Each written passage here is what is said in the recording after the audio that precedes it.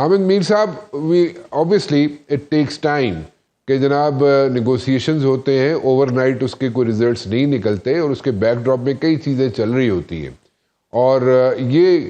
سمجھنا یا سوچنا کہ جناب امیڈیٹلی کوئی رزلٹ نکل آئے گا وہ غلط ہوگا، صحیح ہوگا ان دس پرٹیکولر کیس، یا how do you take it? جی دیکھیں رانا صاحب، یہ اس وقت جو سچویشن ہے اس میں میری انفارمیشن جو ہے وہ یہ ہے کہ جو ایران کے فارن منسٹر ہیں عباس عراقچی، وہ ایک بڑے مختصر ڈیلیگیشن کے ساتھ پاکستان آ رہے ہیں، اور ان کا بنیادی مقصد یہاں پر امریکی وفد کے ساتھ مذاکرات کرنا نہیں ہے، بلکہ وہ پاکستان کے ساتھ کچھ جو پرپوزلز ہیں وہ ڈسکس کرنا چاہتے ہیں، اور پاکستان جو ہے وہ اپنی پرپوزلز جو ہیں وہ ان کی امریکیوں کے ساتھ ڈسکس کرے گا۔ ہمیں یہ بتایا گیا ہے کہ کچھ امریکی ڈیلیگیشن کے لوگ جو ہیں وہ بھی آلریڈی اسلام آباد میں موجود ہیں، اور کچھ مزید بھی آنے والے ہیں۔ تو پاکستان کی یہ کوشش ہوگی کہ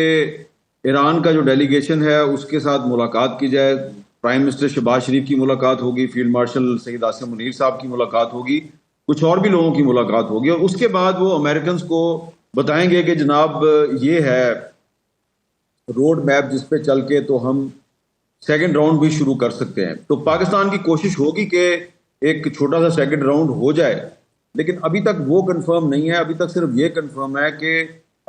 ایرانی ڈیلیگیشن اسلام آباد آئے گا، پاکستان سے ملاقات کرے گا، امریکنز جو ہیں وہ پاکستان کے حکام کے ساتھ بات چیت کریں گے، اس کے بعد پاکستان کوشش کرے گا کہ ملاقات ان کی آمنے سامنے بھی بٹھا کر کروا دی جائے۔ لیکن کیونکہ عباس عراقچی صاحب کو یہاں سے پھر جانا ہے مسقط، اور پھر ان کو رشیا جانا ہے، ہو سکتا ہے کہ 2-3 دن کے بعد دوبارہ وہ اسلام آباد آئیں، اور ان کے جو اسپیکر ہیں باقر کالیباف وہ بھی آ جائیں گے، اور پھر American vice president J D Vance وہ بھی آ جائیں گے۔ لیکن فی الحال آج کے دن تک جو سچویشن ہے وہ یہ ہے کہ ابھی دونوں وفود پاکستان آ ضرور رہے ہیں، پاکستانی حکام سے ملاقاتیں ہوں گی، ابھی تک ان کی آپس میں جو مذاکرات کے دوسرے راؤنڈ کی جو میٹنگ ہے وہ بھی کنفرم نہیں۔ حامد میر صاحب، کوئی بھی امریکن پریزیڈنٹ جو ہے وہ کوئی جنگ تو شروع کر سکتا ہے، میں آسان لفظوں میں بات کر لیتا ہوں، جنگ تو شروع کر سکتا ہے، لیکن اس کو 60 دن کے بعد ری راؤٹ کرنا پڑتا ہے، کانگریس کی طرف جانا پڑتا ہے اس کو، اور 1 مئی کو وہ 60 دن پورے ہو رہے ہیں جب یہ ایران اور امریکہ کی یہ شروع ہوئی تھی وار۔ سو اب اس کو ری راؤٹ کرنے کے لیے کانگریس کی طرف اگر جاتا ہے ٹرمپ تو اس کو everything is gone to be hunky dory for him, یا اس کو کوئی پرابلمس فیس کرنی پڑ سکتی ہیں؟ جی نہیں، آپ بالکل درست کہہ رہے ہیں کہ 60 دن جو ہے اس کے بعد اس کو کانگریس سے منظوری لینی پڑتی ہے، اور کانگریس میں مجھے لگتا ہے کہ ڈونلڈ ٹرمپ کو بہت مشکل کا سامنا کرنا پڑے گا، کیونکہ پچھلے دنوں جو بھی ووٹنگ ہوئی ہے تو اس میں وہ 4 یا 5 کے مارجن سے ہی وہ اپنے آپ کو بچا پائے ہیں۔ ان کی اپنی پارٹی کے کچھ سینیٹر جو ہیں اور کانگریس مین جو ہیں وہ ان کے ساتھ آن بورڈ نہیں ہے اس جنگ پہ، تو ان کو کافی مشکلات کا سامنا ہے۔ اس سے بھی زیادہ امپورٹنٹ بات یہ ہے کہ 14 مئی کو ڈونلڈ ٹرمپ صاحب جو ہیں انہوں نے چین کے دورے پہ بیجنگ جانا ہے، اور چین نے ان کو بڑے واضح طور پہ کہا ہے کہ بھائی صاحب اگر آپ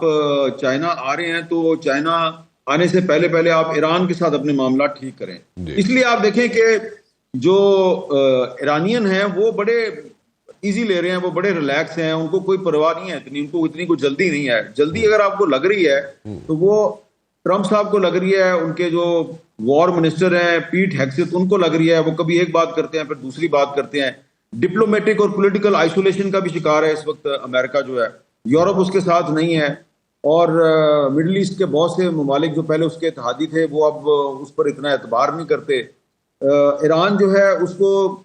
آپ دیکھیں کہ سوئٹزرلینڈ نے آج اعلان کر دیا ہے جی ہم اپنی ایمبیسی کھول رہے ہیں تہران میں، پورا یورپ جو ہے وہ ایران کے ساتھ کھڑا ہے، چائنا جو ہے وہ ایران کے ساتھ کھڑا ہے، رشیا جو ہے وہ ایران کے ساتھ کھڑا ہے۔ تو ایران کی پوزیشن مجھے اس وقت کافی مضبوط نظر آتی ہے،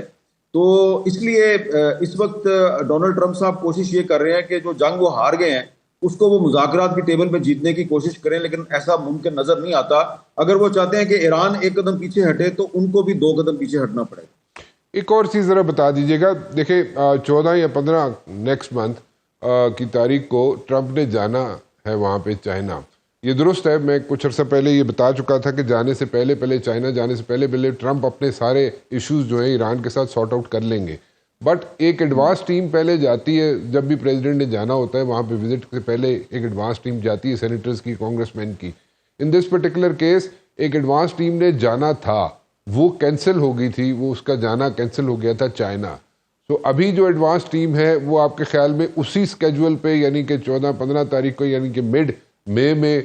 جائے گی چائنا امریکہ سے, اور اس کا جو دورہ ہے وہ اسی ڈیٹ پہ ہوگا, اور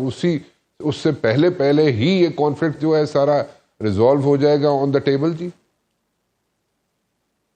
یہ اتنا آسان نہیں ہے جی, اور مجھے یہ لگتا ہے کہ پاکستان کی کوشش صرف یہ ہوگی کہ پاکستان جو ہے وہ یا تو 1 مئی سے پہلے یا پھر 14 مئی سے پہلے ایران اور امریکہ کے درمیان کوئی MOU میمورینڈم آف انڈرسٹینڈنگ جو ہے اس پر کوئی کنسنسس کروا دے, کیونکہ یہ اس میں بہت سی ٹیکنیکل چیزیں ہیں جس کی ڈیٹیل میں نے پچھلے دنوں کافی سمجھی ہے مختلف لوگوں سے, جنہوں نے کہ 12 اپریل کو جس دن ان کے مذاکرات کا دوسرا راؤنڈ جو ہے وہ تقریباً اس میں ایک بریک تھرو ہونے والا تھا, تو اس کو جن لوگوں نے وہ MOU تیار کیا تھا اور جن سے ایڈوائز لی گئی تھی, تو وہی لوگ یہ کہہ رہے ہیں جی کہ اب ایک دوبارہ بھی ہم ایک MOU کا ڈرافٹ جو ہے وہ تیار کر چکے ہیں, اب اس پر ہم بات چیت کر رہے ہیں دونوں سائڈ کی, اور اس میں کچھ ٹیکنیکل معاملات ہیں تو اس کی ڈیٹیل میں یہ جا رہے ہیں. دیکھیں یہ لمبا معاملہ اس لیے ہے کہ جب یہ MOU سائن ہو جائے گا یا اس پہ ایگریمنٹ ہو جائے گا, تو اس کے بعد پھر ایران نے بھی یہ اپنا ایک مطالبہ کیا ہوا ہے کہ جو بھی ہمارا ایگریمنٹ ہوتا ہے امریکہ کے ساتھ اس کو یونائٹڈ نیشنز کی سیکورٹی کونسل کی انڈورسمنٹ چاہیے. اچھا پھر آپ دیکھیں کہ اب اگر سوئٹزرلینڈ اپنی ایمبیسی کھول رہا ہے تہران میں,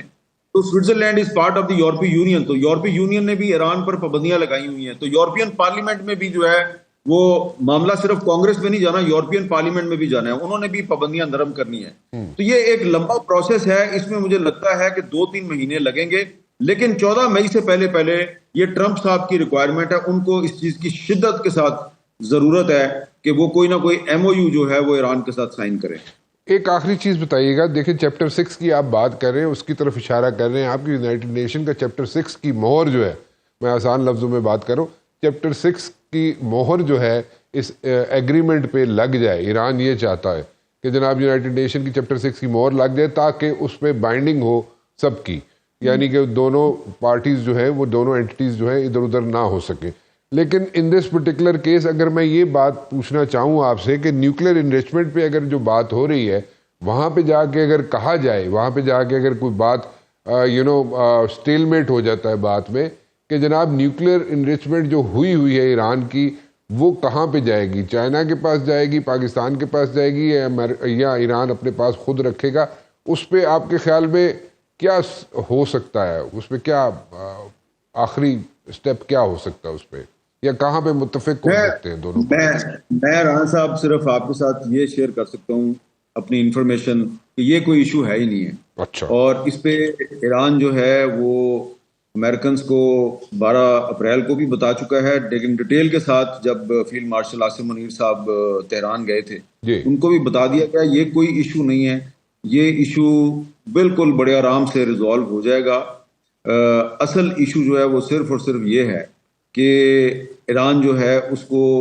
چاہیے انڈورسمنٹ UN سیکورٹی کونسل کی, اور اس کے علاوہ وہ کہتے ہیں جی کہ آپ ہم پہ جو سینکشنز ہیں وہ ختم کریں, اور سینکشنز اگر ختم ہوتی ہیں